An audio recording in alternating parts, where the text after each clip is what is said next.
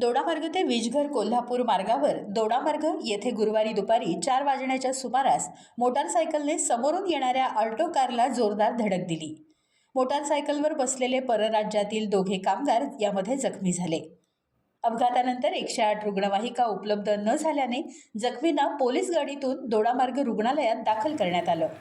आज सकाळी नववर्षाच्या पहिल्याच दिवशी पिकुळे येथे आपल्या नातेवाईकांच्या भेटीसाठी आलेले तांबोशी येथील शिवानंद तांबोस्कर हे अल्टो कार क्रमांक GA08F5029 घेऊन आले होते। तेथून परतत असताना परराज्यातील दोघे कामगार अंकेश राजवीर राजपूत वय 26 आणि अजित कुमार राजवीर हरिजन वय 25 हे दोघे जण मोटारसायकल क्रमांक MS07 AK 6730 घेऊन झरे बांबरकडे जात असताना कारला जोरदार धडक दिली। कार चालकाने त्यांना वाचवण्याचा प्रयत्न केला, तरीही मोटारसायकलची कारला धडक बसली।